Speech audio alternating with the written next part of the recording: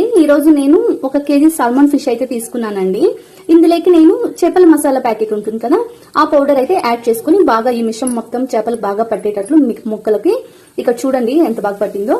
అలా బాగా ఈ మిశ్రమాన్ని మొత్తం చేపలకు బాగా కలుపుకొని ఇందులోకి కొద్దిగా నేను సాల్ట్ అండ్ లెమన్ కొద్దిగా యాడ్ చేశానండి. ఇలా బాగా కలుపుకొని ఒక 10 to 15 మినిట్స్ అనేది దీని మీద ప్లేట్ పెట్టేసి వదిలేద్దాం. తర్వాత మనం మిక్సీలోకి ఏమేమి వేసుకోవాలంటే కొద్దిగా జీలకర్ర, మిరియాలు అండ్ ఇది కొద్దిగా మెంతుం అండి. చాలా వేసుకుంటే చాలా చేదు చేస్తుంది. అండ్ కొద్దిగా చింతపండు మీకు ఎంత సరిపోతుందో అంత తీసుకోండి. అండ్ తెల్లగడ్డలు, కొద్దిగా ఆనియన్స్, కారం పొడి అండ్ పసుపు, ధనియాల పొడి, వీటన్నిటిని కూడా ఇప్పుడు మనం మిక్సీకి వేసుకుందాం. పులుసుకి ఎప్పుడు కూడా మనం కొంచెం వెడల్పుగా ఉన్న పాత్రనే పెట్టుకోవాలండి. కొంచెం తక్కువ చిన్న పాత్ర పెట్టుకుంటే చేపలన్నీ కూడా నలిగిపోతాయి అండ్ బాగా వాటిని కలుపుకోలేము. ఇలా ప్యాన్ పెట్టుకుని అందులోకి ఆయిల్ వేసుకోవాలి. ఆయిల్ బాగా హీట్ మనం ఆయిల్ కొంచెం వేడెక్కాక కొద్దిగా ఆవాలు తీసుకొని వేసుకోవాలి.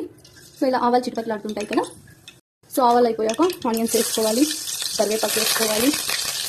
ఇప్పుడు చూడండి, సో ఆనియన్స్ అన్ని కూడా చాలా బ్రౌన్ కలర్ లో వచ్చాయి కదా. ఇప్పుడు మనం మిక్సీకి పట్టుకున్నటువంటి ఈ మిశ్రమాన్ని యాడ్ చేసుకోవాలి.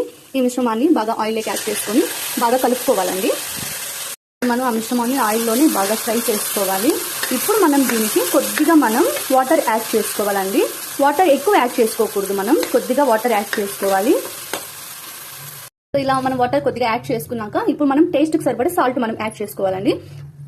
చూడండి చింతపులుసు అయితే ఎంత చిక్కగా ఎంత బాగా మంచి వాసనతో ఉంటుందో. ఇట్లా బాగా ఉడికినప్పుడు ఇప్పుడు చిక్కగా ఉంది కదా, ఇప్పుడు మనం సాల్మన్ ఫిష్ ని యాడ్ చేసుకుందాం. 1 by 1 మనం యాడ్ చేసుకోవాలండి. బాగా మొత్తం అంతా కూడా వేసేసాను. చూడండి, ఫిష్ వేసాక మనం పదే కలుపుతూ ఉండకూడదండి. అలాగే ఒక 5 మినిట్స్ మనం సిమ్ లో పెట్టుకొని దీని మీద ఒక మూత మూసి పెట్టేసి వదిలేయాలి. తర్వాత మనం దీన్ని ఇలా కడాయితోనే తిప్పుకోవాలండి. మనం పదే స్పూన్ తో అయితే కలుపుకోకూడదు. సో మనం ఆల్రెడీ ఫిష్ వేయగానే ఫిష్ లో ఉండే వాటర్ మొత్తం కూడా ఎక్కువ అయ్యి గ్రేవీ అనేది చాలా ఎక్కువ వస్తుంది. కాబట్టి మనం ఫస్ట్ లో చింతపులుసు ఎక్కువ వాటర్ వేసుకోకుండా చిక్కగానే కలుపుకోవాలి. చూడండి, మనకు చాలా టేస్టీగా వేడి చేపల పులుసు రెడీ అయిపోయింది.